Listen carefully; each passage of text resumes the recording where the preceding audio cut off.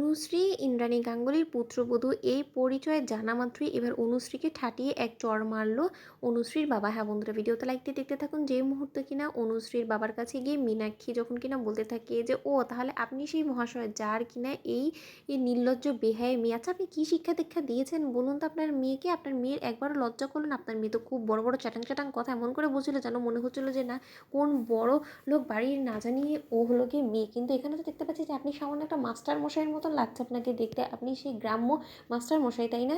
তার মেয়ে, এই ভিখিরি বাড়ির মেয়ে কী করে গাঙ্গুলি বাড়ির বউ হয়ে যেতে পারে বলুন তো? অন্যদিকে যখন কিনা অনুশ্রীর বাবা বলতে থাকে যে তার মানে আপনি কী বলার চেষ্টা করছেন, অন্যদিকে অনুশ্রী যখন বলতে থাকে যে বাবা আমি তোমাকে সবটা খুলে বলছি, অন্যদিকে মীনাক্ষী যখন বলতে থাকে যে হ্যাঁ তুমি তো তোমার বাবাকে সবটা খুলে বলবে না, সেটা আমি খুব ভালো করে জানি, তার জন্য আমি আপনাকে সবটা খুলে বলছি। আপনাদের মেয়ের রীতিমতো বিয়ে হয়ে গিয়েছে এবং কাল রাতে আপনাদের মেয়ে যে নোংরা কর্মকাণ্ডগুলো করেছে সেই সম্পর্কে কিছু আপনার আদৌ ধারণা আছে? আপনার মেয়ে রীতিমতো ঈশানের সঙ্গে বিয়ের পিঁড়িতে বসার জন্য ও একটা কনেকে গুন্ডা ভাড়া করে সেখান থেকে তুলে নিয়ে জিম্মি করে রেখেছে এবং সেই মেয়েটাকে রীতিমতো মৃত্যুশয্যায় পৌঁছে দিয়েছিল। সেই মেয়েটার তো রীতিমতো ভাগ্য ভালো যে সে প্রাণে বেঁচে গিয়েছে। কিন্তু আপনারা ভাবতে পারছেন যে আপনার মেয়ে এতটাই লোভী, এতটাই নিকৃষ্ট মানের আপনাদের মেয়ে, যে এমন বাজে শিক্ষা দীক্ষা দিয়েছেন যে যে কিনা নিজে একটা বড়লোক বাড়ির ছেলেকে মিথ্যে ভালো মানুষই মায়াজালে ফাঁসিয়ে তাকে ঠকে রীতিমতো তার পরিবারের বিরুদ্ধে তাকে উস্কে দিয়ে এবারে বউ হয়ে গিয়েছে এবং আপনার মেয়ে অবশেষে সাকসেসফুল হয়েছে। আপনাদের তো গর্বিত হওয়া উচিত আপনার মেয়ের প্রতি, কারণ আপনারা যে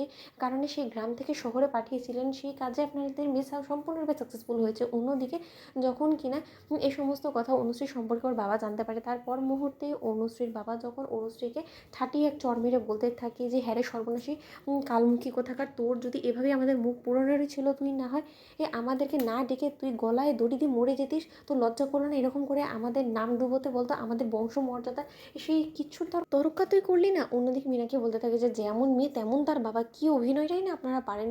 অন্যদিকে অনুশ্রীর বাবা যখন বলতে থাকে যে তুই আর কোনো বংশের ছেলেকে পেলি না, শেষে কিনা ইন্দ্রাণী গাঙ্গুলির পুত্রবধূ হলি তুই, যে মানুষটার সঙ্গে কিনা অনেক আগেই আমি আমার সকল সম্পর্ক ছিন্ন করে ফেলেছিলাম, তার সঙ্গে কিনা আমার কোনো রকম কোনো এখন আর সম্পর্ক অবশিষ্ট নেই, যার সঙ্গে আমি নিজে থেকে দূরত্ব বজায় রেখেছিলাম, সেই মানুষটার কাছে তুই আবার আমাকে ফিরিয়ে আনলি শুধুমাত্র তোর কারণে। আজকে এই সমস্ত লোকের সঙ্গে আমার আবারও দেখা হয়ে গেল এতগুলো বছর বাদে। ঠিক সেই মুহূর্তে মীনাক্ষী যখন বলতে থাকে যে কেন আপনাকে নিশ্চয়ই দিদি চাকরি থেকে বার করে দিয়েছিল, সেই জেদে ক্ষোভে পড়ে কি আপনি আপনার মেয়েকে এবার আমাদের ঈশানের ঘাড়ে ঝুলিয়ে দিয়েছেন বলুন তো? অন্যদিকে ইন্দ্রাণী যখন বলতে থাকে যে থাম ছোট থাম, অন্যদিকে ইন্দ্রাণী গাঙ্গুলি যখন বলতে থাকে যে দাদা সেই প্রশ্নের উত্তরই তো এখনো পর্যন্ত আমাদের মিলল না, যে কেন আপনি এতটা দূরত্ব আমাদের কাছ থেকে বজায় রেখেছেন এবং কেনই বা আপনি আমাদের মুখ দর্শন করতে চান না বা আমাদের কাউকে পরিচয় দিতে চান না বলুন তো? আমরা কী অপরাধ করেছি? সেই অপরাধটুকু তো অন্তত আপনি আমাদেরকে ধরিয়ে দেবেন। তো বন্ধুরা, লাইক এবং শেয়ার করে সাবস্ক্রাইব করতেও ভুলো না।